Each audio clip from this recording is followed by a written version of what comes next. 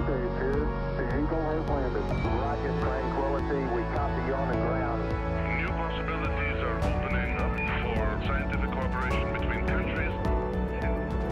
1-0-0.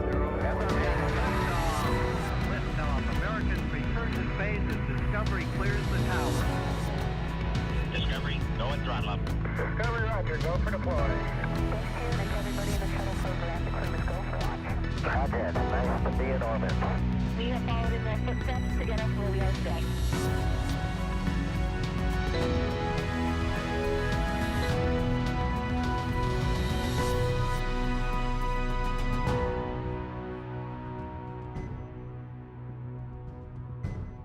And there it is. You're looking at the American-made rocket and spacecraft that will return American astronauts to the International Space Station from American soil for the first time since the retirement of the space shuttle, last flown nearly 9 years ago. Today, we're giving it another shot with our partners at SpaceX. We will mark a new first in NASA's storied history and usher in the commercial crew era of American spaceflight.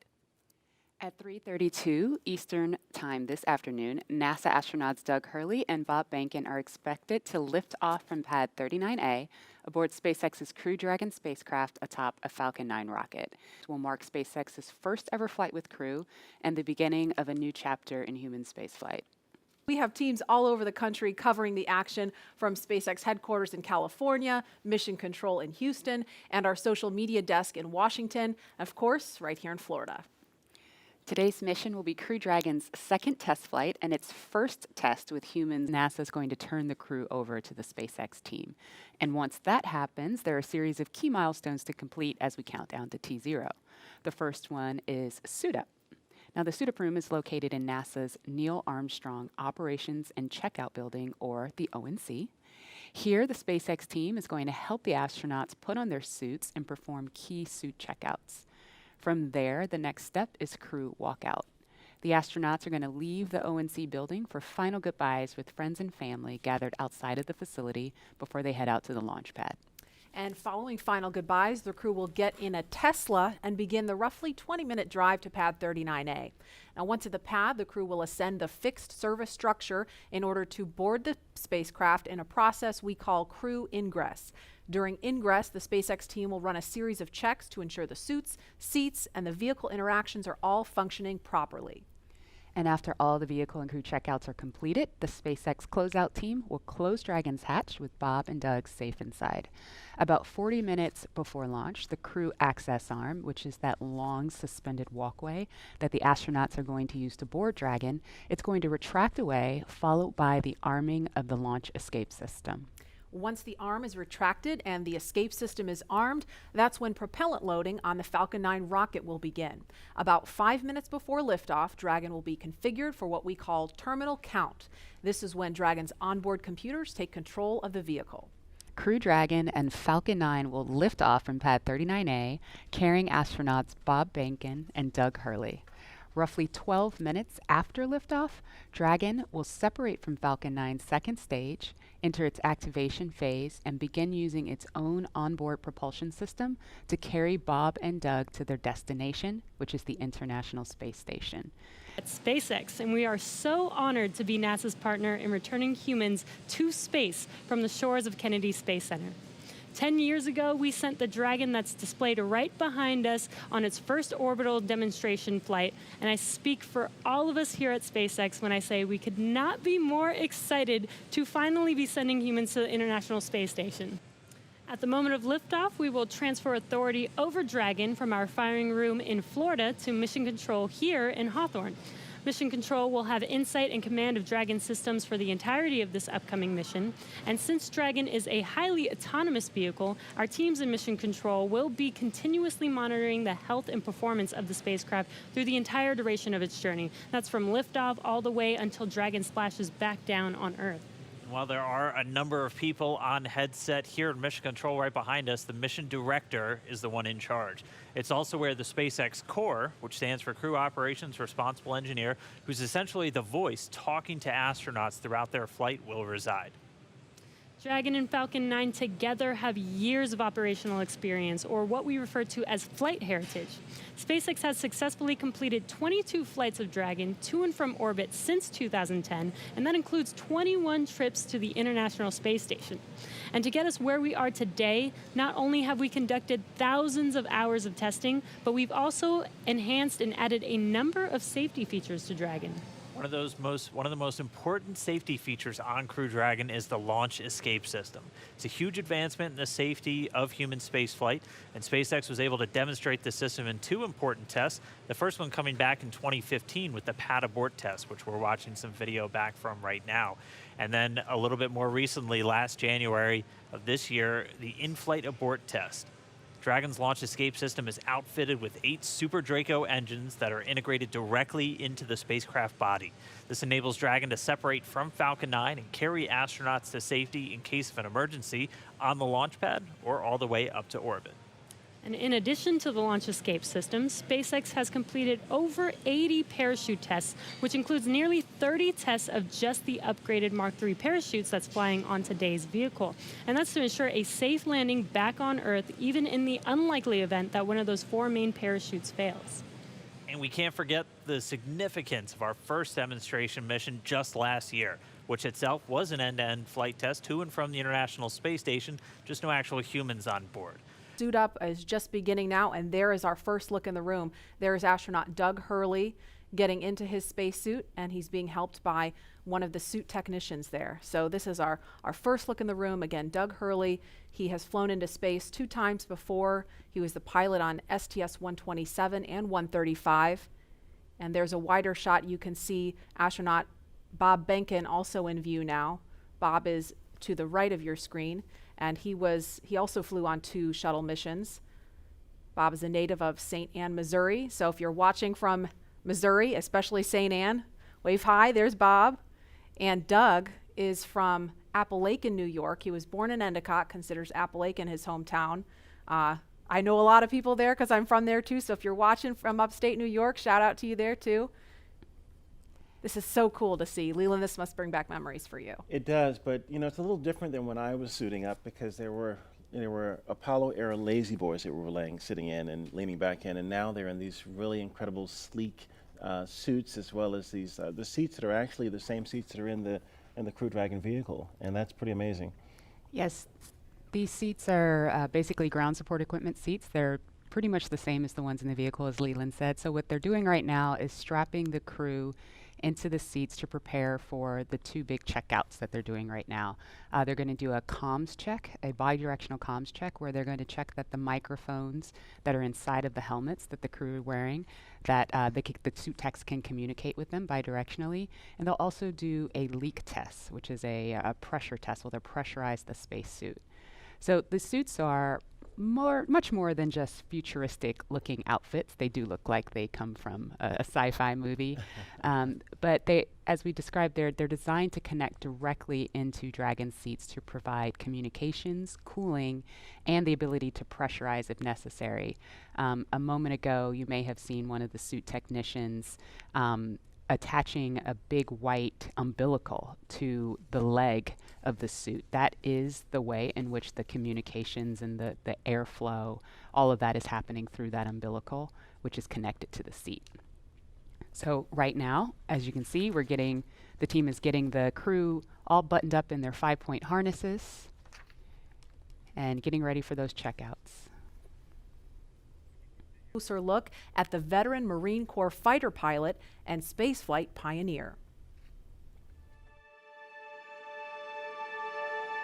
You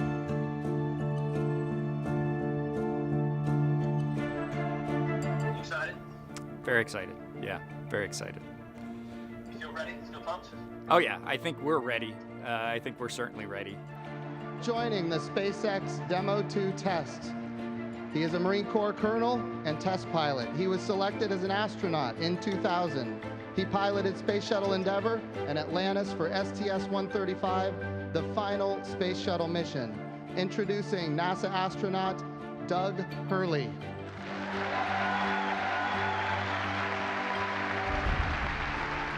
It's a life-changing process in so many ways to fly into space.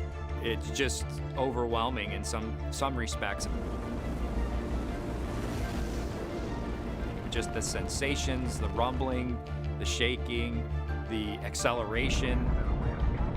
When the engine shut off and you go from, in the case of the shuttle, you go from 3 Gs to 0 Gs instantaneously, and things start floating. And I remember distinctly just thinking, what just happened? To see a rocket launch in person is, it's a pretty emotional event. I remember the first time I saw a shuttle launch, and it was amazing. And then when I saw a shuttle launch with my wife on it, that is quite the emotional experience. My name is Doug Hurley, and I'm the spacecraft commander for the Demo 2 mission to the International Space Station.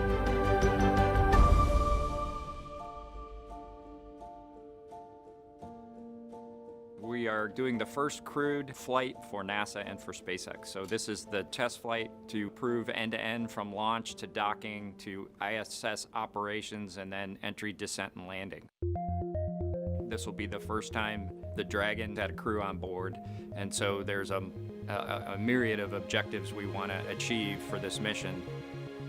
SpaceX has been responsible for design and essentially making this vehicle what it is.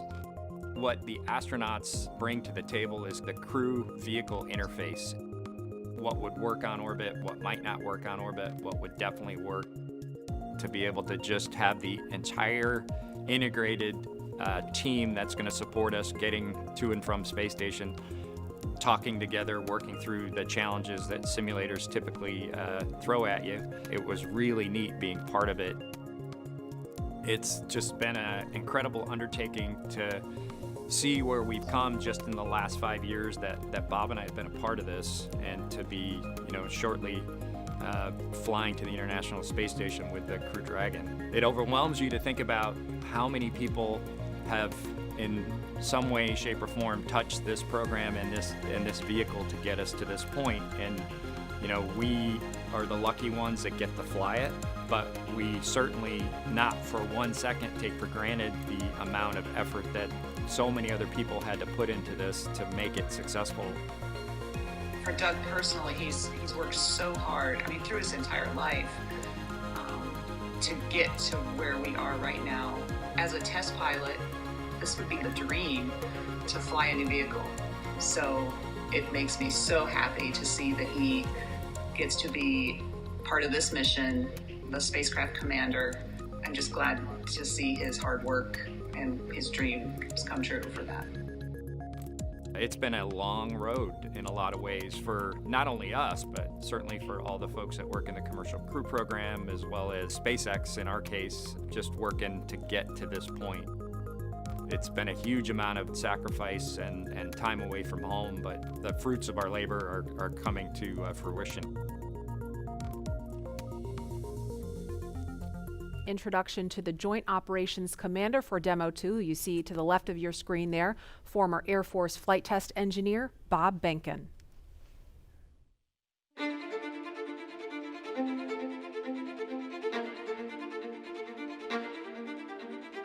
When you go through the launch day preparations, there's a lot of moments that kind of stand out to you. One is the kind of the celebratory piece of it, which is that you're walking out of the suit-up room and getting in the vehicle that's going to take you to the launch pad. When you close the hatch, that's really when Doug and I are in the vehicle, and it's our vehicle, and we're really in control of the mission at that point. Test pilots, their task proved that man could fly into orbit around the Earth and return live and well to talk about it. There's always a balance of managing risk as you go forward to execute a test point and figuring out a way to collect the data. We hear a sound. Okay, is that sound an expected sound? Or we see a light, is that light an expected light? What's the source of it? Does it sync up with something else that's going on or not? So trying to dissect all of that in real time in your head is, a lot of things happen like that on launching of a vehicle. From St. Anne, Missouri, he is an Air Force colonel and flight test engineer. He flew aboard Space Shuttle Endeavour twice. Introducing NASA astronaut Bob Behnken.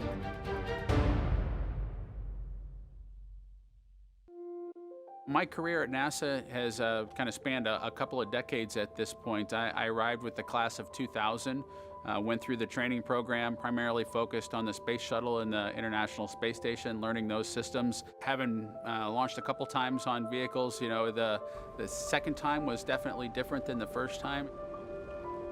You can feel a little bit guilty of, hey, should I study one more thing, or is there one more piece of information I should get? Am I really prepared or not? So that's definitely different between where I was on my first flight and where I'm at right now. It's been really interesting, I think, for both my wife and I to have gone through the process of seeing each other launch in space. I've seen her take that risk and had it be in front of her, and I've done that to her. There's just something different about watching a rocket launch when there are people on board. You feel a little bit differently about the pit of your stomach, and I can only tell you it's multiplied significantly when it's somebody that you know, and then somebody, of course, that's a family member. It's even multiplied more. For me personally, as a spouse, watching everything that Bob has put into this over the last 5 years, the dedication that he's shown, the perseverance is pretty special. For both of us, though, the way our minds work, it won't be until sort of the mission is complete that you have really a chance to savor it and celebrate it. This is a huge accomplishment for an Air Force flight test engineer to be part of the demonstration mission of a brand new vehicle. It's going to be amazing. Without a partner that has that same appreciation, I think it can be challenging for some folks. There's a lot of work and a lot of time that takes away from family that that my spouse appreciates, and I love her for that.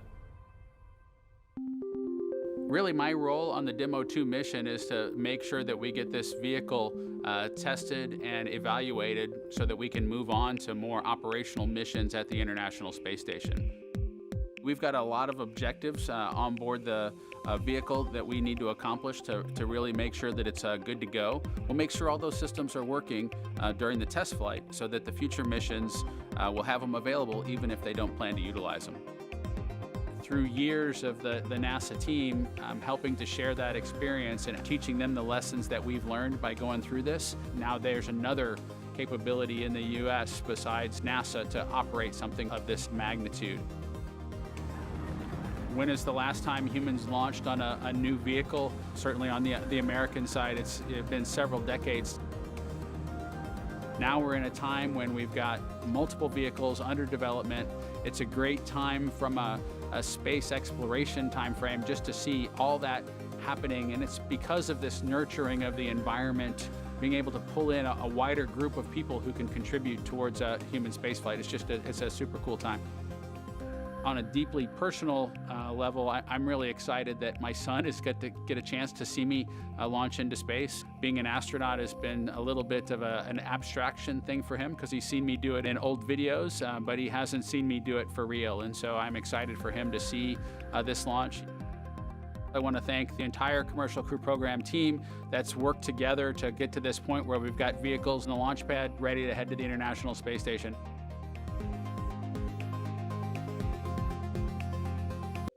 I think one of the things that was important in the development of the suit was to make it easy to use, something that the crew just has to literally plug in when they sit down, and then the suit kind of takes care of itself from there. So the suit is really kind of one part of the bigger Dragon system. It's really part of the vehicle. So we think of it as kind of a suit seat system. So the seat that the crew is in and the suit are in a lot of ways working together. And so it made sense that we were designing Dragon in-house to also design the suit. Our spacesuit is completely designed in-house. It's built here in Hawthorne, California, in the same building as the rocket and the capsule. The spacesuit is custom-made for each crew member, and that is to optimize the fit for the crew member. We definitely wanted to innovate, and we wanted it to look inspiring, but first and foremost, we wanted it to be safe and reliable. The spacesuit's primary purpose is to protect the crew in the unlikely event that the cabin were to depressurize. But the suit does a number of additional things. It provides cooling and communication to the crew inside of the suit. It provides them hearing protection. And the outer layer of the suit is flame resistant, so it provides flame protection as well. When the crew gets in the capsule, they get in their seats and they plug the suit into the umbilical that's attached to the seat. And the umbilical is providing everything that the suit needs. So it provides the avionics or electronics for communications, is providing the air to cool the suit, and then it also provides gas when needed to pressurize the suit. So it's really a single point that lets the suit do all the things that it needs to do. We designed the helmet in-house. The helmet serves a number of different functions.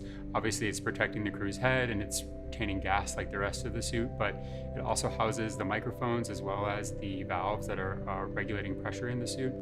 We had to design the gloves so that they would work with the touchscreens, but the gloves also still had to do a number of other things like the rest of the suit. So all of those things had to come together within the glove. It'll be obviously really amazing to see Bob and Doug in their flight suits, and I think one of the things that's cool about the suit is it's not just a piece of hardware, it's not just a suit, it's a very personal thing. It's Bob's suit and it's Doug's suit. And so seeing the two of them in their suits, using it in flight will be just a really amazing thing.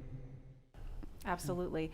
And we are looking at a live picture now of Bob Behnken and Doug Hurley walking down that hallway in the astronaut crew quarters. We just saw Doug wave at the screen, and they're just turning the corner, getting inside that elevator. And this, you can't see it from here, but there is a banner hanging there. You can kind of see it in the back. There's a banner hanging on the wall of the elevator with the signatures of all the people who worked on this mission. So it was really important for them to hang that up in there so Bob and Doug could see it. There the doors are opening. Here they come. Great. And there they are, NASA astronauts. Small crowd, but big cheers. NASA astronauts Bob Behnken and Doug Hurley, Doug on the left, Bob on the right, waving to the crowd there to cheer them on.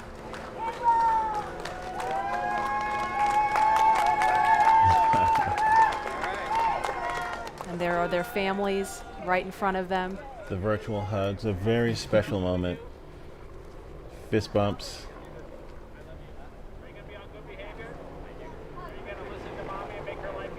You can hear them. Let's light this candle, I agree. Launch America! Bye, guys.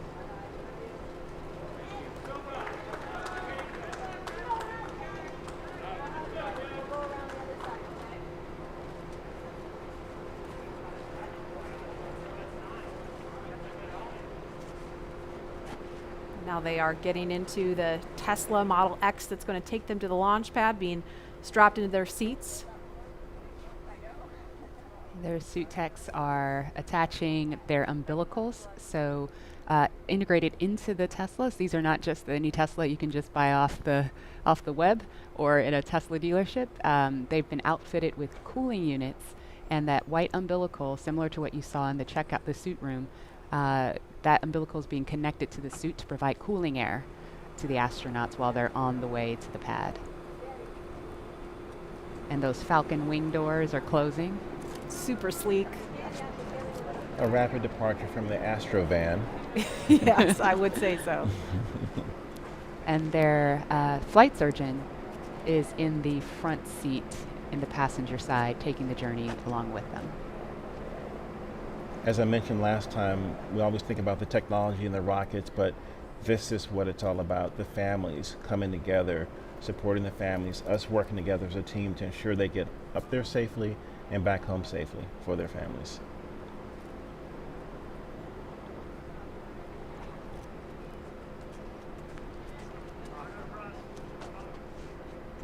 I couldn't hear everything they were saying, but I did catch Bob telling his son to be good for mom and make her life easy. As a parent, I appreciate that. Let's see that prominent NASA meatball.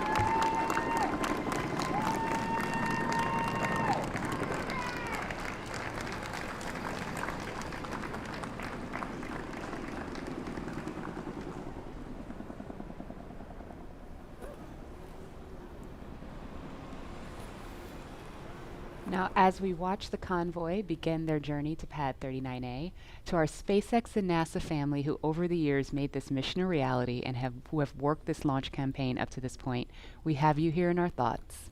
And we wish every one of you could be here to see this up close. But we want you to be part of this journey regardless of where you call home and regardless of where you're watching from today. And so for the next few minutes, we are going to follow the convoy, but highlight those whose words and hands and thoughts built all that we see here today. We hope all of you watching can feel the pride each of these NASA and SpaceX team members has for this drive out to the pad.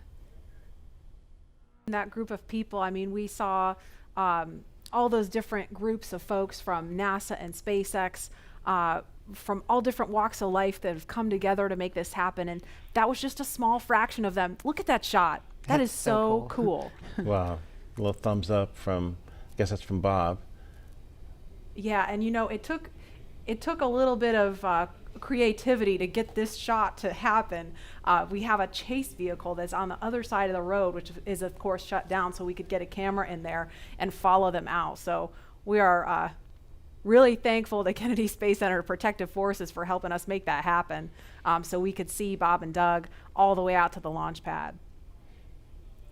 My ride out was a little bit different than what they're experiencing in this Tesla, because we had the Astrovan had bench seats on each side, and we could look across at each other as we were driving out. And it was moments where we would tell some jokes and look, but sometimes we would just look at each other, and we had such gratitude for having this opportunity to launch into space and to think about all the people that had a hand in helping us get in that vehicle to drive out to the launch pad, to get ready for this momentous moment. And I think that's probably, even though they're sitting, side by side, I think they're probably thinking of the gratitude and the people that have helped them get here, so that they can be on the, the pointy end of the rocket, getting a chance to go up to space. It's just a momentous moment.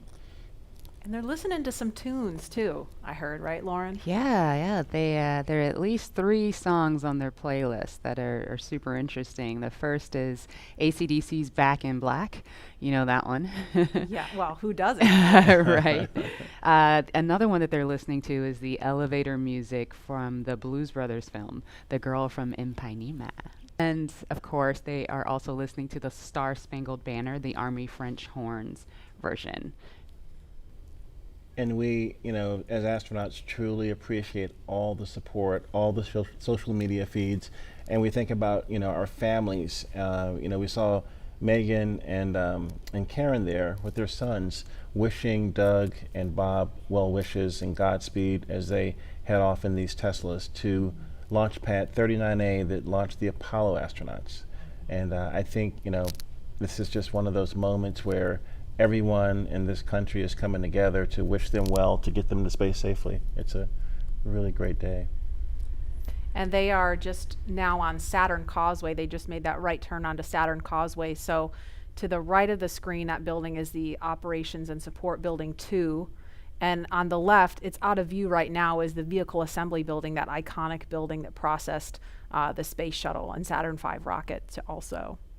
That's where that mobile transporter used to take out the Apollo, Saturn V rockets, and the Space Shuttle. It's just an incredible machine. And where they're passing right now, I mean, if we were to run outside, we could wave, because we are off to the right of your screen there at the press site where you see a group of media there. So from this point they've still got about 3 miles to go from here. I'll see you guys later. I'll be back in a minute. You're gonna go hop in. And obviously it's not just Bob and Doug's Tesla. There's a number of cars in that convoy. They're being escorted by Kennedy Space Center Protective Forces and also SpaceX security. They have a flight surgeon there with them. And we've seen just a sprinkle of folks along the way. Normally we'd have a whole lot more people out here watching this, but we really appreciate you watching online and from home. Again, wherever you are, at the beach, watching on your phone, your tablet, your whatever mobile device you have, we're going to be here every step of the journey, taking you through it moment by moment. This storied launch pad, which has been the beginning point for so many firsts, is the perfect backdrop for today's historic launch that marks a new first and a new era in human spaceflight.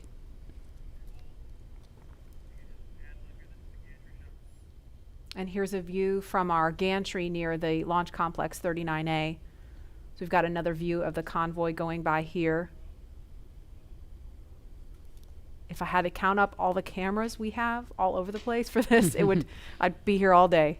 That's a beautiful shot right there, Wow. looking at the Kennedy Space Center and Merritt Island and all of the nature around us. It's a big buffer from 39A so that we can be safe and launch our rockets off to space safely. Integration facility, it's on the left of the screen now. We saw the front of it from the other angle. Or I'm sorry, no, there it is. I was getting my buildings mixed up, so it's on the right now. Yeah, Bigger building. The other is the Falcon Support Building. It's where all of our offices are, and yes, you're correct. Thank you there. for the correction, Laura. There's our hangar. We process Falcon Heavy in there. There are other boosters in that hangar as well. And the rocket and Dragon that is on the pad right now was put together, or rather finally integrated inside of that hangar and then rolled out to that pad to go up vertical. And there it is. That shot really gives you a sense of the scale of the Falcon 9 rocket. Those Teslas look teeny, teeny, tiny.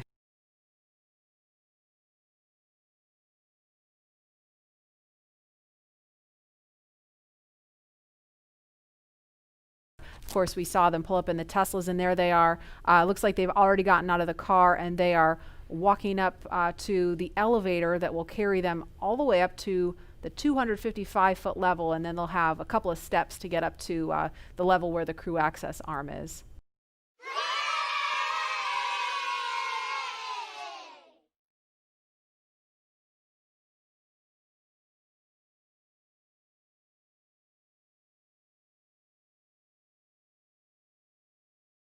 There they are, taken in the sight, craning to see the top of the Falcon 9 rocket. It's 230 feet tall if you round up, and then Crew Dragon is another 27 feet from the bottom of the trunk to the top of the nose cone. So when you're out there in person, it's really hard to describe just how large it is. Look at them getting excited. They're ready to get in the vehicle, get in the elevator, and make it to the top. There's some FOD. He's picking up foreign object debris. Appreciate that. They're also wearing FOD covers on their shoes, by the way. Oh, really? Yeah. We want to make sure that they don't, track the inside of Dragon when they go in. And so right before they enter the vehicle, they'll remove the FOD covers off of their boots. Feel so honored to be able to launch from here. Oh, here they are. That's a really fast elevator. Yeah. I know, it really zips. That took them up to 255 feet in just a matter of seconds.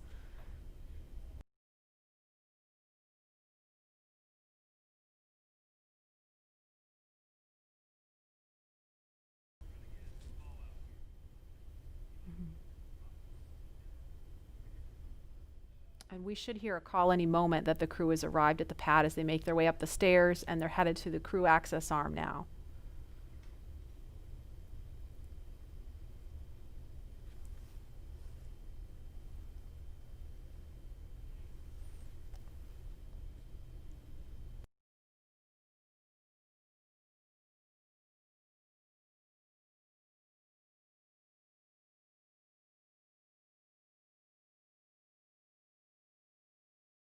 Those white arrows you see there are essentially illuminating the way for anyone who's up there to find their way to the escape baskets in the event of an emergency that would require them to get far away from the rocket and the pad. And it's hard to tell from this angle, but there's actually a phone right here, and I can't tell if it's Bob or Doug that's using the phone right now, but Leland, can you explain the significance of that? It's the same phone that was there during the shuttle days. Yeah, you get a chance to talk to maybe friends or family that you haven't had maybe couldn't come to the launch. In this case, it's quite a few people, but just to have that last moment to talk to someone before you get in the vehicle. It's a beautiful view.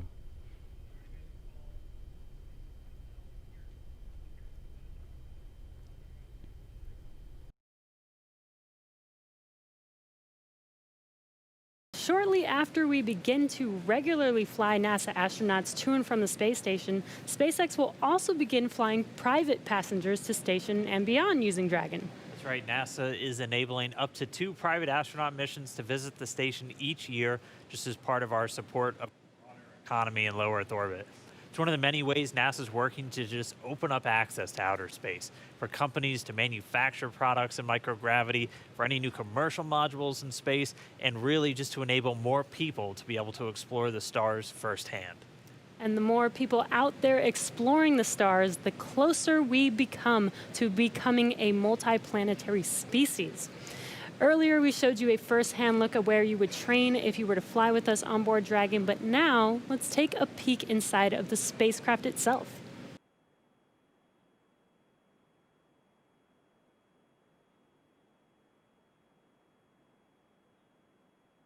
Intuitive to know what we need to do at any given moment in time. When I think about comfort for the astronauts, it's really every aspect of how you could interact with the spaceship that comes to mind. We have 3 different seat sizes. We even go so far as molding the foam around the astronaut's body so that there's not any pressure points, and it's just generally a pleasurable journey to space. Dragon is a spaceship that's all about safety and reliability. We designed it to be 2-fault tolerant, which means that any 2 things could fail. So I could lose a flight computer and a thruster, and I could still bring the crew back home safely. We also added a launch escape system. If anything goes wrong on ascent, the crew can get away from Falcon and get picked up safely. I've worked on Dragon since 2012.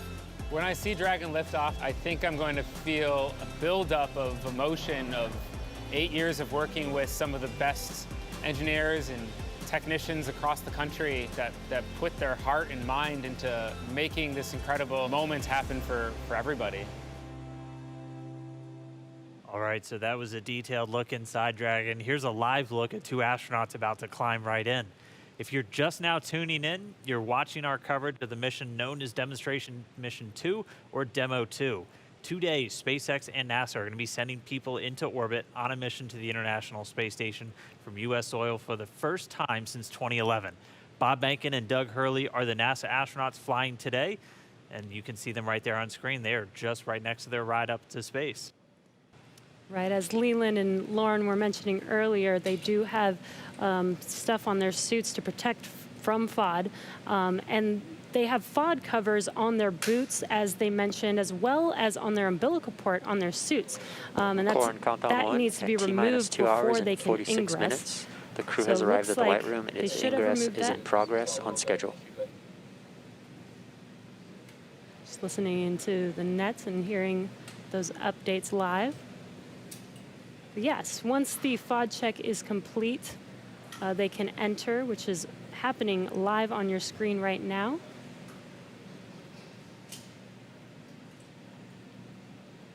And as they climb into Dragon, they will buckle themselves in and attach their umbilicals to their suits. And as you can see, the suit techs are there to help them.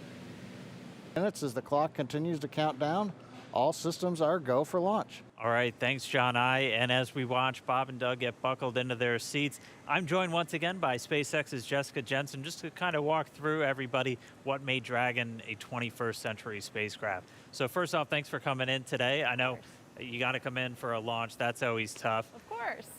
Walk us through again kind of Dragon's life history. I mean, we have one in a clean room pretty soon right behind us. Walk us how we got to where we are today to have Bob and Doug climbing into that spacecraft. Sure. So SpaceX was founded to make life multiplanetary. That was why Elon started the company back in 2002. But also when he founded the company, we were a very small company for several years. And so we had to look for opportunities to, hey, how do you go from being a small company to actually putting people into orbit? So when NASA came out with the need to fly cargo to and from the International Space Station, we jumped on that because we said, hey, first, not only is carrying cargo to and from the space station cool, I bet we could actually then fly people to the International Space Station.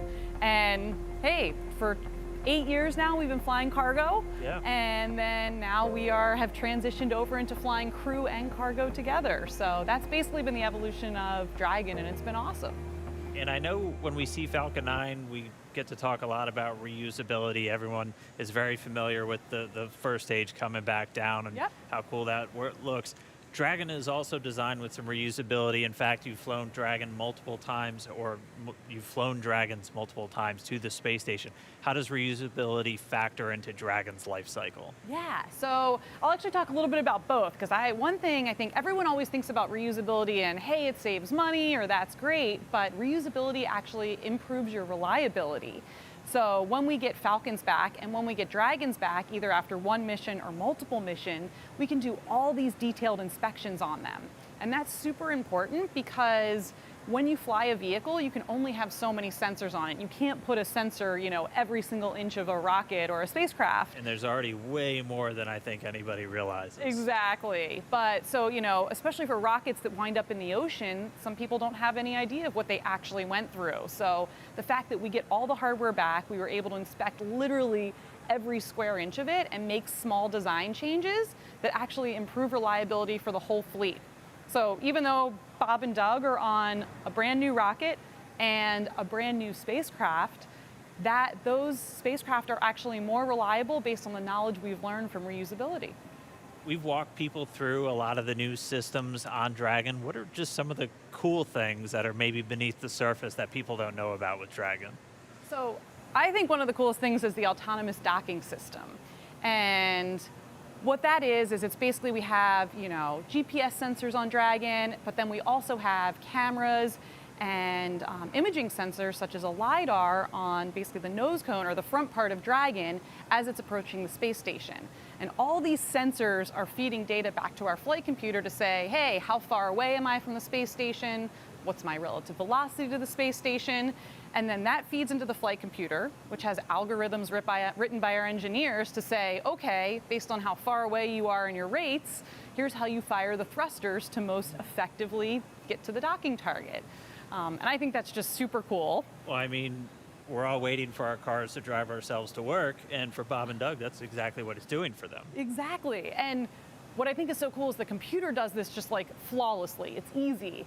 When I tried to do it, I failed miserably. I tried to dock Dragon to the ISS 3 times and I failed. Fourth time I got it. Good morning. And I will tell the public out there that on our website, we actually have a Dragon ISS simulator, so you yourself can try and fire the thrusters and see how well you do. Maybe I'm just a bad driver, but I think the flight computer does a really good job. I think we all had fun with it. All right, well, we are just starting to hear. They're going to start up those comm checks with Bob and Doug.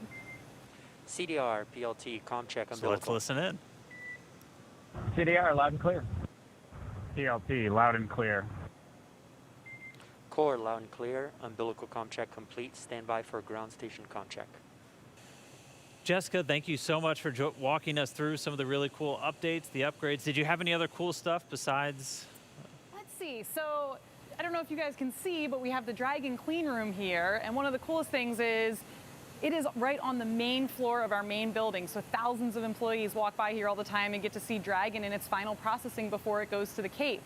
On Wednesday, the Crew 1 capsule was in here. It looked almost done. It looks a little empty right now, but that's because that capsule went off into our separate test facility for its final propulsion checks. So we do leak checks and things there, and we do that in a separate facility just because it's high pressure testing. And then the vehicle will come back here, get its final thermal protection system put on, and then it will ship off to Cape Canaveral and get ready to launch 4 astronauts to the International Space Station.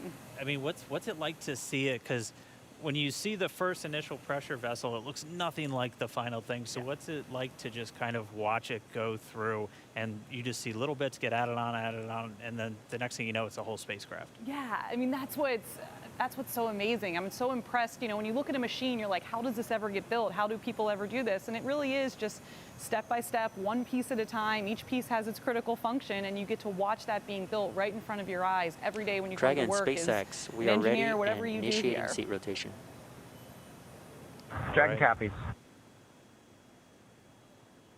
And we just heard the seat rotation's about to begin. So, Jessica, thank you so much.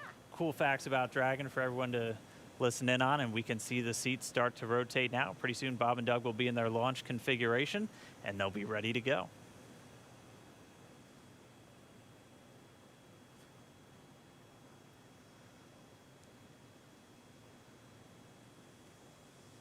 We can see the seats slowly start to rotate.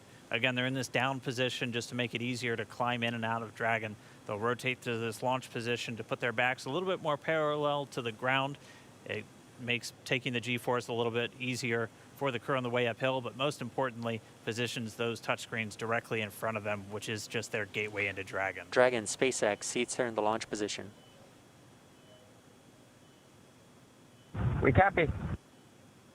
a multi-use spaceport, and we do have commercial, and we have, in fact, even international launches here, and now we're going to have commercial crew launches. Bob has done a wonderful job transforming this spaceport. That's why we're doing commercial crew. NASA wants to be one customer of many customers. We want to have numerous providers that are competing on cost, innovation, safety, driving down costs, increasing access.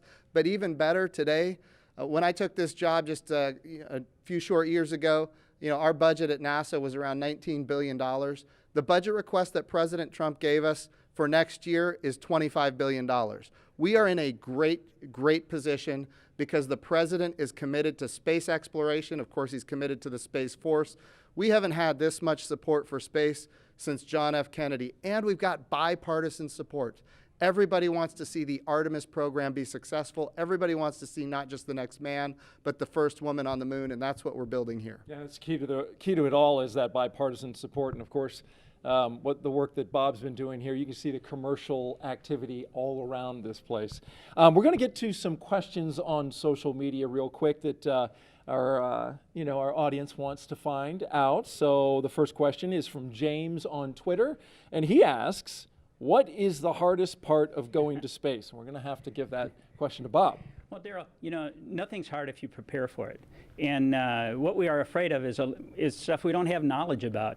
And that's what we do when we learn how to be astronauts. We train, okay? You spend a long time as an astronaut candidate learning. You spend a long time preparing for a mission. For an International Space Station mission, training around the world on all the different modules and everything, it's like 2.5 years of training before you get on orbit for that time to actually do your work. So I'd have to say the hardest part is the preparation for it. But you are so prepared when you go. You just have total confidence. You know that you are very well trained for what you're going to do. You have an outstanding team on the ground supporting you. And that is so important to have that ground support as you climb into that vehicle. You know that they've done their very best to ensure your safety and a successful mission.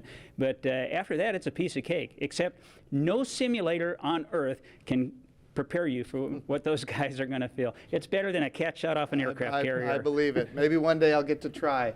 The commercialization effort means we want everybody to be able to fly into space. That's the goal. It's a great point about preparation because that's not the highly visible part. The launch is, and so it's good to know that all that preparation leads to that confidence. By the way, just an update operationally, they're getting ready to close the hatch door. You can see on your screen there, the workers there are getting ready to get that closed and working on that right there with Doug Hurley and Bob Binken on the inside of Crew Dragon. Our next question is from Mathis on Twitter, and he asks, what kind of operations will the astronauts do between the liftoff and docking with the International Space Station? I know you pay a lot of attention, Jim, to the operations, especially of this mission. You bet. What do you know about that? So there's a number of things. The first thing that they have to do is, of course, we've got a number of burns to get in phase with the International Space Station. We've got some boost burns as well. We're talking about operating the rocket engine to get in alignment with the space station. But I'll tell you, the biggest thing that we need the astronauts to do once they get on orbit and before they dock is rest. We need them to eat, we need them to rest, we need them to be prepared for that docking. Once they are in the range of the International Space Station, they're going to start maneuvering the spacecraft themselves. Not automatic, but they're going to do it themselves. They are in fact test pilots, and as test pilots they will test fly this vehicle to make sure that it operates as advertised. And of course then they will dock with the International Space Station. And a unique capability here is it's automatic rendezvous and automatic docking, and so we're going to be able to see that for the first time as well. That's going to be exciting to see. Thank you for sharing that with us. Jim Bridenstine, Administrator of NASA, Bob Cabana, Director of the Kennedy Space Center, thank you both for joining us. And we're going to... And there is another live look at Launch Complex 39A, and we have had the opportunity to share with you a lot about the SpaceX Crew Dragon sitting on top of Falcon 9, a lot about the crew themselves and the significance of today as the official return, we hope, of human launch capability to American shores. But we would be remiss if we did not explain why this pad 39A is hallowed ground.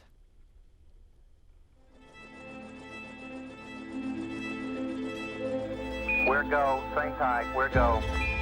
Altitude, velocity, light. Many of NASA's storied missions began their daring journey from the exact same spot on Earth. Launch Complex 39A at the Kennedy Space Center. This massive structure of steel and concrete has cradled rockets and guided each on their fiery ascent to space for over 50 years. There can be no launch without a launch pad, and this hallowed ground has a history greater than any other. Having evolved and been reshaped for each new era of space flight, it's alive with a heartbeat as strong as the first. Launchpad 39A came to life under the direction of project engineer Harry May as NASA ramped up its efforts to achieve an unprecedented calling. Why, some say the moon. Why choose this as our goal? And they may well ask, why climb the highest mountain? In 1962, Earth-moving machines sculpted its massive pyramid base to a height of 40 feet. Then, concrete was poured to hold it in place. To launch the world's first moon rocket, engineers cut a flame trench nearly the length of 2 football fields down the middle of the mound. It was then lined with heat-resistant bricks to deflect 7.5 million pounds of earth-rattling thrust, first felt on Apollo 8. Less than a year later, Apollo 11 launched from Pad 39A. And hundreds of millions of people around the world watched as it landed on the moon 3 days later. Nearly a decade after this Apollo era, 39A again took center stage with a new, one-of-a-kind spacecraft, the Space Shuttle. Millions of pounds of additional steel for surface structures transformed the look, but not the purpose: human spaceflight. In all, 82 space shuttles blasted off from 39A until the very last. Start. T-minus 10, 9, 8, 7, 6, 5. All 3 engines up and burning. 2, 1, 0, and liftoff. The final liftoff of Atlantis on the shoulders of the space shuttle. America will continue the dream. Roger, roll, Atlantis.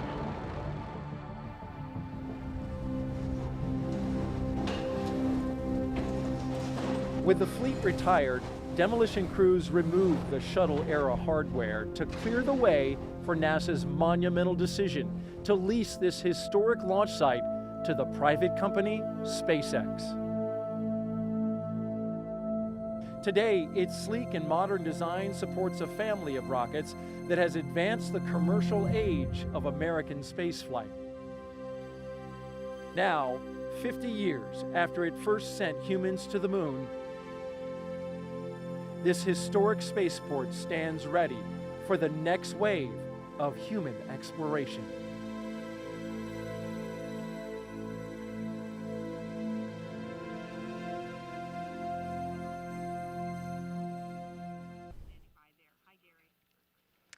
Hi, Marie. I have the distinct pleasure of being joined by one of NASA's record-setting astronauts and a recent resident aboard the space station, Christina Cook. Christina, thank you for joining us. It's great to be with you today.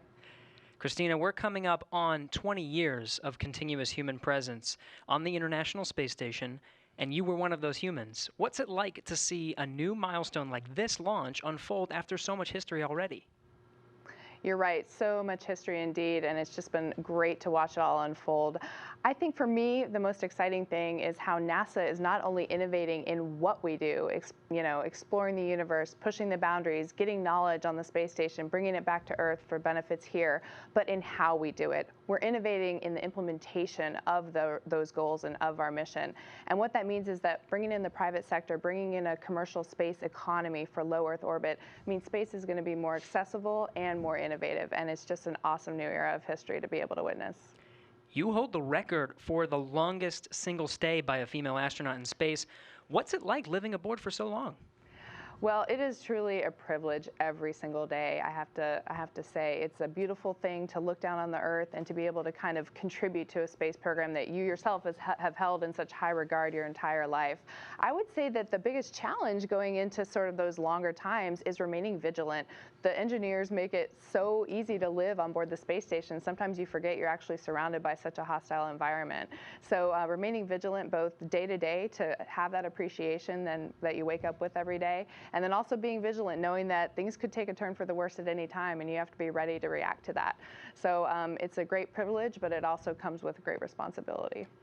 You came to NASA after the days of the shuttle program, and you flew on the Russian Soyuz. What does it mean to have this private capability to fly astronauts to the station?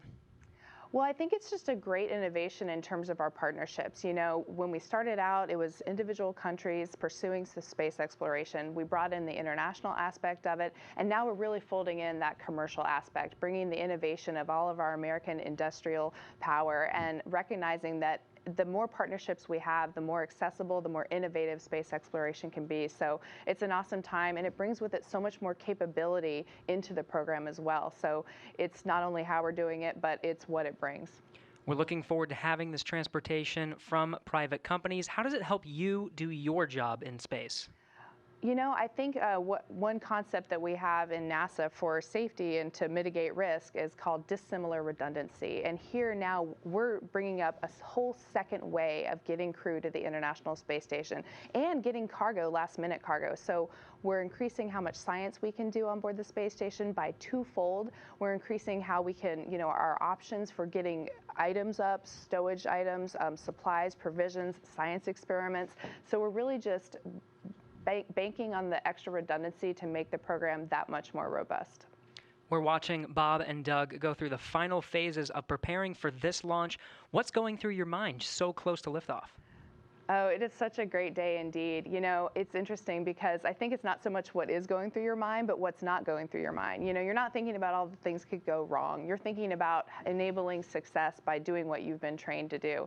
One of the sayings we have is that on launch day, astronauts are sometimes the most calm people in the room. And I found that to be true on my launch day too. I think it's kind of this career culmination of everything you've learned, everything you've dreamed of, and you know that it's coming together in that day and that you're going to finally do what you're prepared to do, execute the mission, and it just really brings a sense of calm and readiness. NASA astronaut Christina Cook, always an honor to hear from you. Thank you. Great to be with you. Well, once Bob and Doug arrive at the station, NASA astronaut Chris Cassidy will be ready to welcome them on board. So in anticipation of their launch, he had this message for them. Hello, everyone. I'm astronaut Chris Cassidy, commander of Expedition 63 on board the International Space Station, flying 250 miles above the Earth. Like you, I'm excited about today's launch and the possibilities it will bring to America and to the world. But also, I'm very excited that two close friends will be arriving and joining the crew. I had the privilege of flying with Doug Hurley on both of our first shuttle missions back in 2009. Together, we came to the International Space Station and helped construct the amazing facility that it is today. Although this will be my first mission with Bob, it was my honor to follow him as the chief of the office when he left back in 2015 to begin training for this amazing mission. Personally, I've been very fortunate to fly in two different spacecraft. Launching from America on the shuttle, and most recently launching from Kazakhstan in the Soyuz. But I can't tell you how exciting it is to know that we're once again launching Americans from the coast of Florida. And finally, here's a story I'd like to share with you. Back in 1981, John Young and Bob Crippen launched on Space Shuttle Columbia, the very first space shuttle flight, marking the last time we flew Americans on a brand new vehicle. 434, Max Q-48. Roger. With them, they flew an American flag, representing America's technical prowess. Roger roll, Atlanta. 30 years later, that same flag was flown to the International Space Station. This flag remains here today, waiting for Bob and Doug.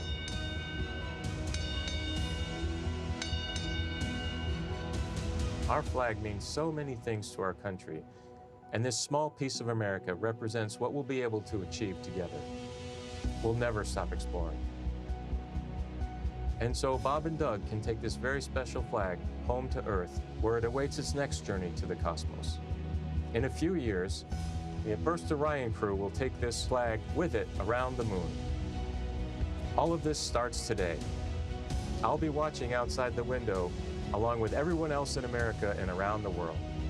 I can't wait to look out the window and see my friends on close approach. Go Falcon 9, go Dragon, and go Bob and Doug. I'll see you soon.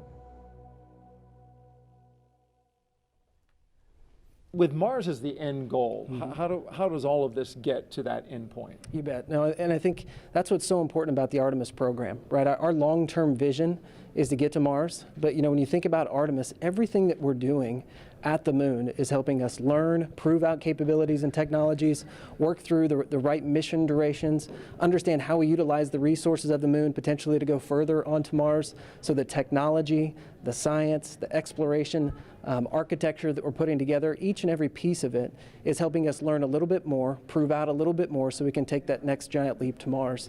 And so everything that we're doing at the moon helps prepare us to move on to Mars. How about the activity in low Earth orbit, like Commercial Crew, which is happening today? How does that help us for missions to the moon? Yeah, I think anytime you're launching humans, you're learning, right? And you're taking what you've learned and you're moving it forward to the next mission. But I think it's really about the business case. If you think about what Commercial Crew is, it's NASA moving from owning and operating hardware to buying a service, right? And if you remember just a few weeks ago, man, we awarded 3 contracts on the human landing system to commercial companies.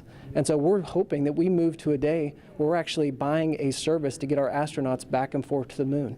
So actually enabling the commercial market to go from low Earth orbit all the way out to lunar orbit. And so Commercial Crew is a great proving ground for that, helps us prove out that business case, build those partnerships, and then we get a feed forward to the moon. So it means a lot. This means a lot as we move out. And it's really exciting when you talk about the Commercial Crew, the commercial aspect going to the moon, right, and those partners. They're going to be studying those landers to see if they are viable for NASA? Yeah, working through a tremendous process with the commercial providers and NASA engineers, going through initial designs right now, looking at the capabilities that they've proposed, and then trying to make decisions on which landing system goes early in 2024, which landing systems are better prepared for sustainability out in the later 20s. And so that is going to be an ongoing process throughout this year and moving into next. So it's going to be really exciting to kind of see what comes out as, hey, this is the lander that's going to take the first woman and the next man to the moon in 2024. Right, so different than the time of Apollo when we went to the moon, and that program ultimately came to an end. The idea here, though, is to try to create some sustainability. Talk about that. Right, and sustainability, you can get to sustainability if you have reusability, right? And that's what we're seeing with Commercial Crew for sure. But whenever you think about our human landing system, you're looking at a system that we put out there at the moon once we get to sustainability, and it's going back and forth, taking multiple trips to the lunar surface, back up to Gateway, which you're familiar with, is kind of our smaller space station we're going to put in orbit around the moon. So we are building an architecture that is going to enable reusability at the moon. Apollo never had that. And so whenever you think about driving down cost and increasing access, reusability, sustainability are critical. So you get to see everything from a very high level at NASA. What's it like for you personally, I'm curious, to be here at the Kennedy Space Center to watch a launch and to just see this amazing facility where all of this activity happens? Yeah, I think sometimes people think since I work at NASA, I'm around this stuff all the time. I'm not, right? I don't get to come down here nearly as often as I'd like. So it's just as exciting for me as it is for anybody else in this room. When you think about all the hard work that our team has put in to get us to this day, to actually come down and be a part of it with them, it's just overwhelming and incredible. So we're just a little bit excited. All right, Gabe Sherman, NASA's Chief of Staff. We appreciate you joining us today and enjoy the launch. I certainly know you will if we were able to get that one off. We're going to toss this back now to Hawthorne, California. Joining us now is SpaceX's Lars Blackmore to discuss SpaceX's future ambitions to visit the moon and Mars. Thanks for joining us again today for a second round. You're welcome. Could you tell us just a little bit about your background and what you do here at SpaceX? Yeah, well, I'm in charge of entry and landing for Starship, which is SpaceX's next rocket after Falcon 9. And before that, I worked for many years on the same thing for Falcon. So hopefully today you'll see another one of those landings on a drone ship. Awesome. And speaking of that, what role does reusability play in getting people to the moon and Mars in the future? Well, it's really all about making human spaceflight affordable. And what you want for that is a 100% reusable rocket. Now, Falcon is only partially reusable, but Starship is going to be 100% reusable. And we've actually already started working with NASA on using Starship to send astronauts to the surface of the moon for the first time since 1972. Not only that, Starship will be refuelable on orbit. And the combination of those two things will let us send people basically anywhere in the solar system with more payload for less money than I think people have really been contemplating. I think for the first time we can seriously talk about things like lunar bases, or what SpaceX cares about most, a self-sustaining civilization on Mars. Right. So what you're saying is I will have an opportunity soon to get on board one of those spaceships. I very much hope so. Yeah. So speaking of reusability and landing, I know you mentioned Starship will be refuelable in orbit, but Falcon does come back and land back on Earth. What are the challenges with actually landing on the moon and landing on a planet like Mars? Yeah, well, you can't land like a plane, because the moon and the Mars either have no atmosphere or have a very thin atmosphere, and even if you could, there's no runway that someone's built for you. So that's one of the reasons that we do propulsive landing on Falcon, because we want to figure out how to do propulsive landing. That fundamental architecture works on basically any planet. If you have no atmosphere like the moon, you do a propulsive landing burn all the way. If you have a thick atmosphere like Earth, you let the atmosphere slow you down as you float down, then do a short landing burn at the end. And for Mars, which has an atmosphere but a very thin one, you do something in between the two. Wow. Yeah, that sounds really difficult, and I'm sure there's been a lot of effort put into that. Can you tell us anything about what we're working on now to get us to a point where we can do a landing like that in such a harsh environment? Yeah, so figuring out propulsive landing is really the key part of it. But what people may not realize is that every time we bring Falcon back, we do something called an entry burn. So just before we hit the atmosphere, we light the engines to slow the rocket down. That happens high up where the air is very thin. And it just so happens that the conditions there are very similar to what a Mars landing burn would look like. So even though it takes months to get to Mars, and you can only do it every 2 years when the planets line up, we effectively get to practice Mars propulsive landing every time we bring Falcon back, including, hopefully, today. Wow. And as you mentioned, every time we bring Falcon back, we learn something new. Can you tell us a little bit more about what we learn after the vehicle has returned and we're able to check out the vehicle? Yeah, so Jessica actually mentioned this earlier, that I talked about how cost is really one benefit of reusability, but reliability is the other benefit. I mean, imagine that you do all this planning to send a rocket up through the rigors of launch and re-entry, but you don't get to see the rocket afterwards. And what we would like to do with reusability, what we've been able to do with Falcon 9, is see the rocket, inspect it, and because of that, we've been able to correlate our models pre-flight to what actually happens when you launch, re-enter, and land a rocket. Right, instead of just guessing what happened to the vehicle after it's left. Exactly. That is amazing. Well, thank you again for joining us today. While there is not a ton of cargo on today's mission, Dragon is carrying 2 very special payloads, aside from Bob and Doug, of course. The first of those payloads is a series of custom art pieces entitled Humankind by Los Angeles artist Tristan Eaton. These indestructible, double-sided paintings made from gold, brass, and aluminum celebrate how far humanity has come, as well as how far we still have to go. It includes a beautiful homage to the Saturn V rocket, as well as a nod to Bob and Doug's current ride to space. And you can find more images and information about these pieces on SpaceX's social channels. Next, in the spirit of inspiring the next generation of explorers, we wanted to celebrate the class of 2020, from kindergarten all the way to graduate school. So SpaceX and NASA invited students from around the world to submit their photo to fly on America's first human spaceflight in nearly a decade. Each graduate's photo was used to create a mosaic image of our beautiful planet Earth, which we printed, and it's now being flown aboard Bob and Doug's flight on the Crew Dragon spacecraft. We received nearly 100,000 photos. That's a ton, so thank you and congratulations, graduates. Let's take a closer look at these advancements. Standing at almost 27 feet tall from the very bottom of the trunk to the very top of the nose cone, Crew Dragon's comprised of two main elements. You have the capsule, which is designed to hold crew and pressurized cargo, and then you have the trunk, which holds unpressurized cargo as well as having a solar array and radiator. And the nose cone at the top of the capsule protects the docking system as well as the guidance navigation control system, or what we call GNC. The nose cone opens for docking and remains attached to the Crew Dragon spacecraft, and that's unlike the previous version of Dragon, and that helps towards our reusability efforts. Completely opposite the nose cone is that trunk.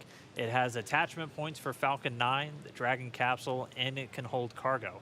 On the very outside of the trunk, one half of it contains a radiator that rejects heat from the active thermal control system into space. That's the white part, and that uses SpaceX's new picotiling technology.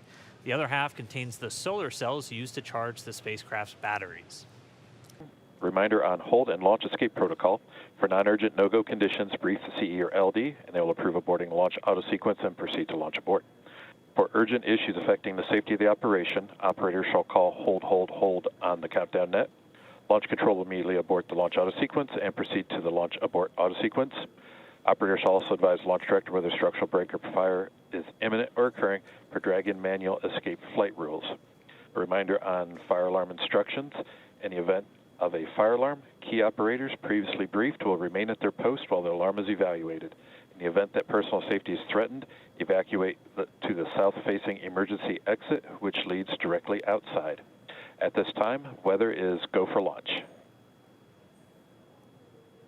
You can see on the screen, we're inside T-minus 44 minutes, 5 seconds. Crew access arm retracting away. Begun. SpaceX launch director is given the final brief to the crew. And we will be beginning propellant loading at T-minus 35 minutes. So right now on Falcon 9, we're ready to get into propellant loading. Dragon, crew, getting configured, set up. The arm is pulling away. The range is go for launch. They continue to monitor the air and the sea space. Everything looks good. And we finally have gotten green across the board on the weather conditions, but we can't take a deep breath quite yet. We're going to have to watch the weather all the way down to T0, both here at Kennedy Space Center and out in the Atlantic in the abort zones. Our go, and we are counting down for an on-time launch. Let's send it back over to Kennedy Space Center as the action begins to pick up on the pad.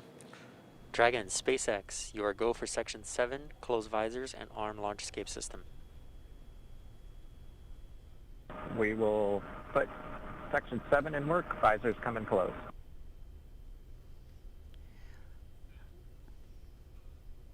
Ground operations teams are doing a series of system checks to make sure Dragon and Falcon 9 are both ready for liftoff. And we're continuing to get live views inside the capsule with Bob and Doug, and you're now also looking in firing room 4 down there at the Cape.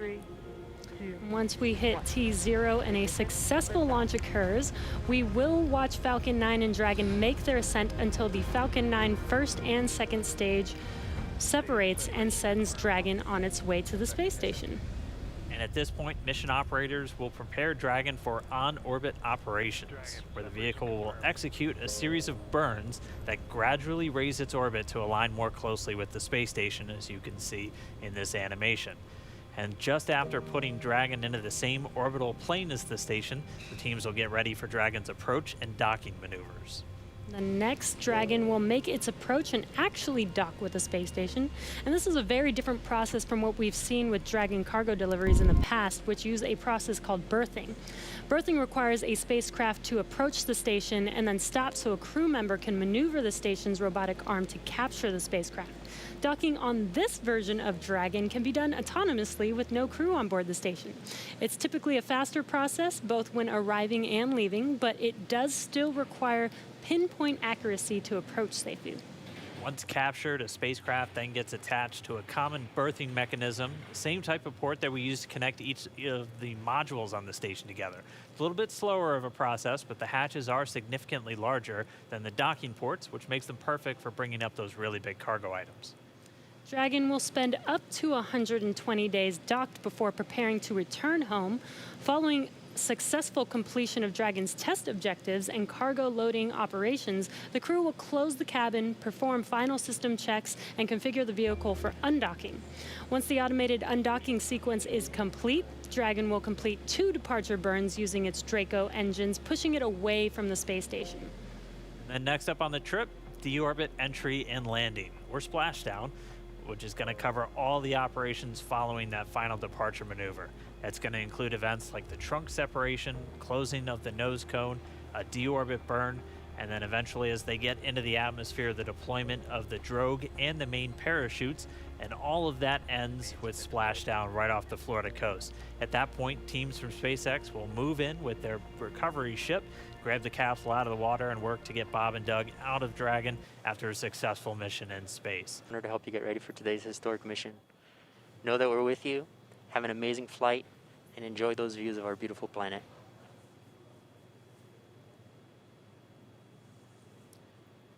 Thanks, Jay.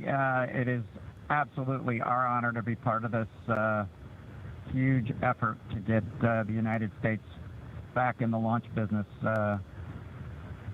We'll talk to you from orbit. Thank you. Copy all. Thanks for those words. Dragon, SpaceX, go for launch.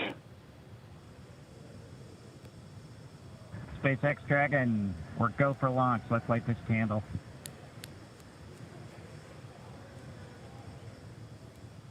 T-minus 30 seconds.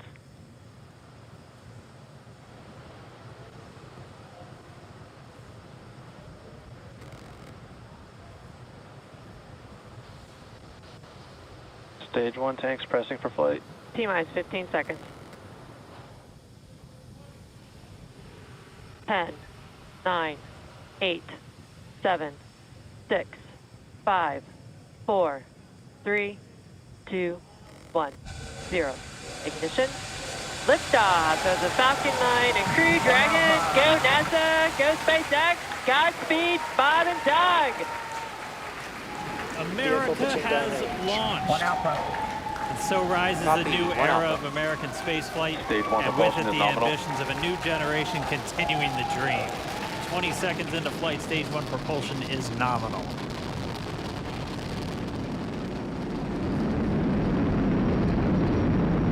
T plus 30 seconds into this historic mission. Flying crew on board Dragon and Falcon 9, and look at them go. Falcon power telemetry nominal. M1D throttle down. We're throttling down to get ready for the period of maximum dynamic pressure. We're in the throttle bucket. Reports say all systems are go. Vehicle is supersonic. We've exceeded Mach 1 on the Falcon 9. M1D throttle up. We're throttling back up to full power as we're through max Q. Copy, 1 Bravo. And we heard that 1 Bravo call out. That's just the second abort zone that they're in. They'll continue to be on this until the first stage has done its job and they switch over to the second. At this point, Bob and Doug pulling about 2.3 Gs, 2.3 times the Earth's gravity, already moving at over 1,500 miles per hour. We've heard the call out for MVAC engine chill. That's getting the MVAC engine ready to light. That'll come at about 2:44 into flight. Right now, everything continuing to look good. Next major event coming up is going to be the triple. We'll have main engine cutoff of the 9 first stage engines, stage separation, and then ignition of the second stage engine to continue to carry astronauts into orbit.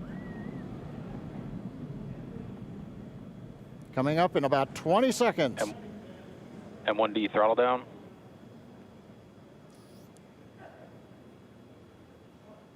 We heard we're throttling down the Merlin engines on the first stage.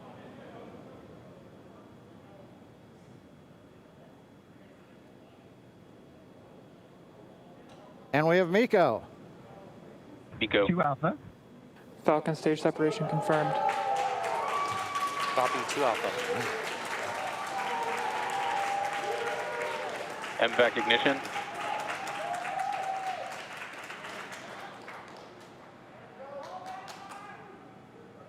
All right, we have stage separation confirmed. The first stage beginning its flight back. The second stage being powered by that single Merlin 1D vacuum engine has ignited and is now Acquisition of signal carrying loss. Bob and Doug into orbit. So they're going to continue under the power of this second Stage stage, 2 propulsion is nominal. which will cut off at SECO, or second engine cut off at about 8 minutes and 44 seconds into today's flight. So a little over 5 minutes to go still on this second stage. You heard the call out to Alpha, so they're now in the longest abort zone that carries them all the way from about North Carolina up the eastern seaboard almost to Canada. Things looking good though, getting good call outs, nominal propulsion on that second stage. Bob and Doug continuing to make their way into orbit.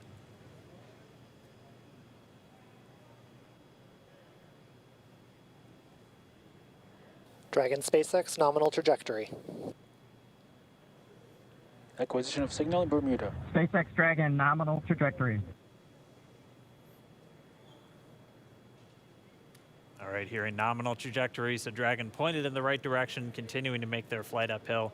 Heard acquisition of signal Bermuda. That's one of the other ground stations that they're using to get telemetry and data back from this spacecraft. Stage 2 propulsion is still nominal.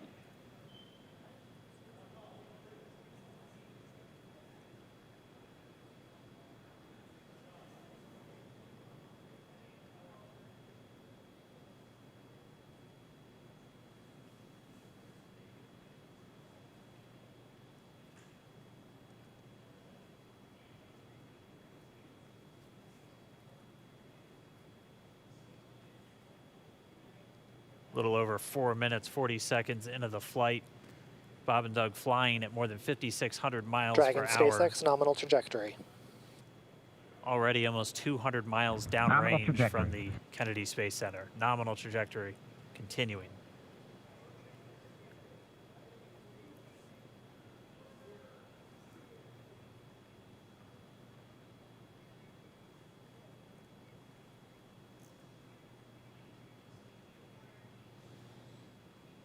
And while they continue uphill, looks like we are getting a view of the first stage as well. Yep, on your right screen, you can see that first stage with the grid fins deployed. It's making its way back to attempt to land on our drone ship, Of Course I Still Love You, today. And we're just about a couple minutes away from the entry burn, and that's where 3 of the 9 Merlin engines do ignite to help slow the vehicle down as it re-enters back into the Earth's atmosphere. And then after the entry burn will be the landing burn, which is just a single engine Dragon burn. SpaceX nominal trajectory. And you heard nominal starting trajectory. chill for entry burn.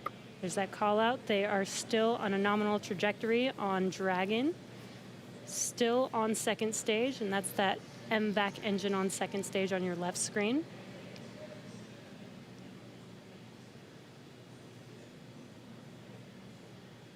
Again, on your right screen is that first stage booster coming back towards our drone ship, Of Course I Still Love You. We're about a minute away from entry burn. Meanwhile, that second stage continuing to power Dragon into orbit. Again, if you're keeping an eye on that timer, that's going to continue to burn until 8 minutes and 44 seconds into flight. So a little over 2 minutes from now, we'll hear the call out SECO. It'll then be a little Stage 2 propulsion is still good. A little over 3 minutes until Dragon physically separates from the second stage of the Falcon 9 after the upper Dragon stage gets a SpaceX chance. nominal trajectory. Dragon copies, nominal trajectory.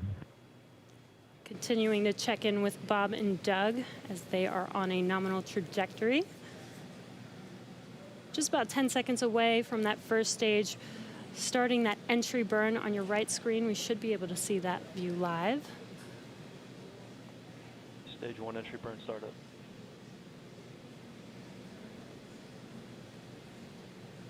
And there is that entry burn beginning. This burn lasts about 36 seconds long. Stage 2 FTS is saved.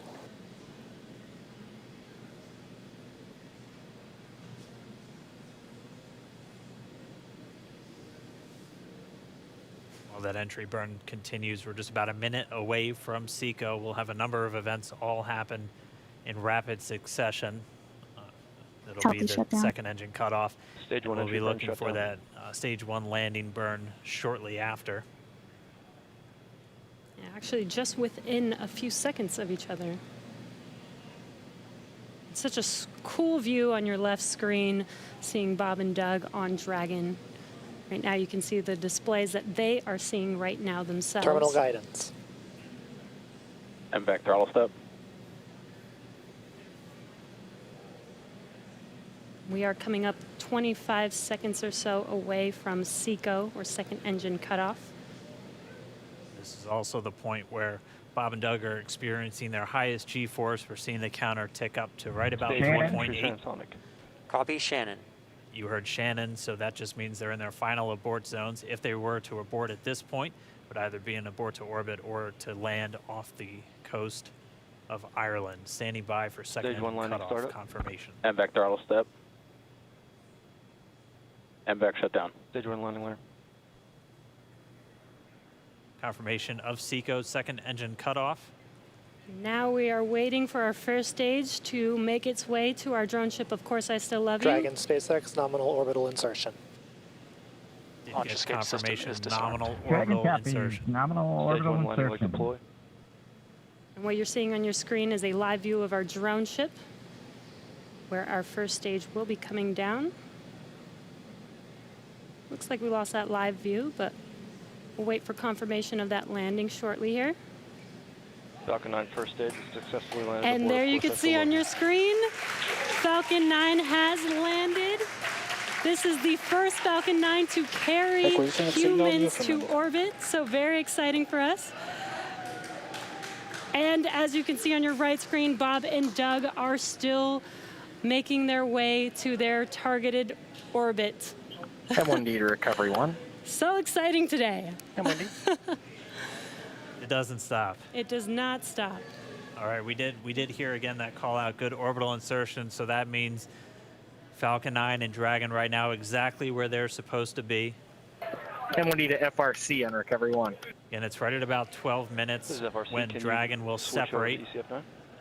Looks like we saw a 0G indicator floating around there. I know Bob and Doug owe us a little bit about what exactly that is that they brought up with them.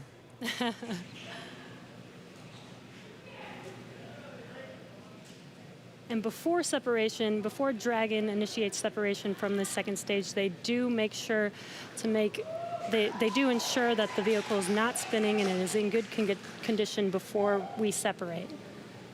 That's right, the upper stage does small attitude maneuver using some cold gas thrusters built into the rocket body itself. Exactly, so we do expect that separation to occur in about a minute from now, but they do wait until they have full confirmation that it is ready to separate. Such cool views. I cannot get over this view that we are seeing right now. Bob and Doug on the right screen, inside of Crew Dragon, out in space. Yeah, already 200 kilometers over planet Earth, or a little over 124 miles, traveling in excess of 2,700 meters. 27,000 meters per second, or about 16,000 miles per hour.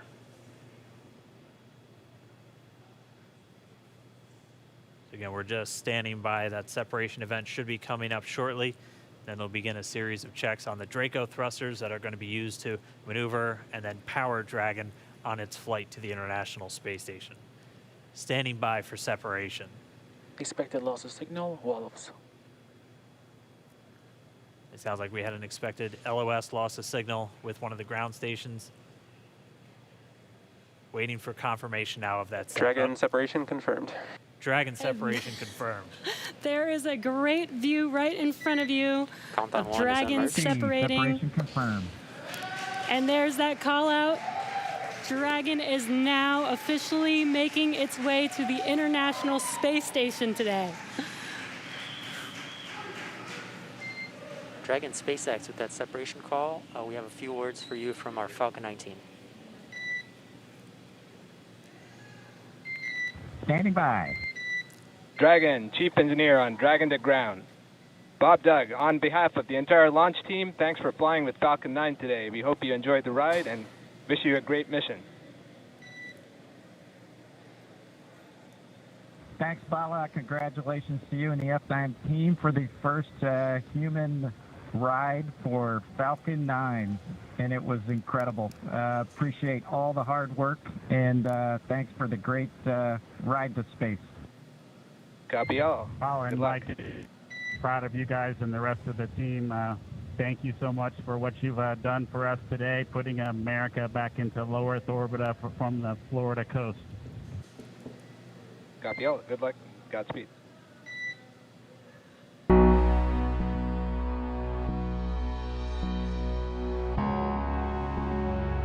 Wow, we're making history again. Let's go.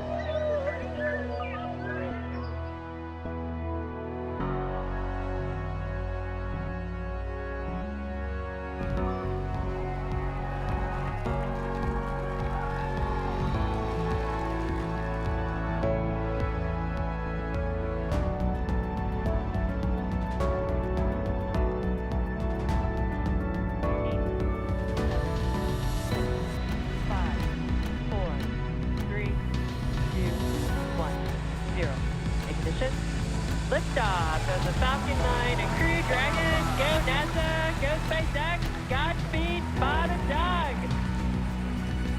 America has launched. So rises a new era. With the ambitions of a new generation continuing the dream.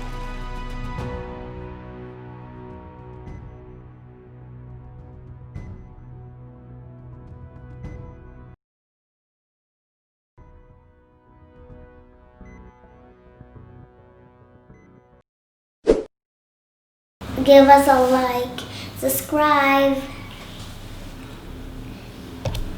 and I hope you saw the moon one day.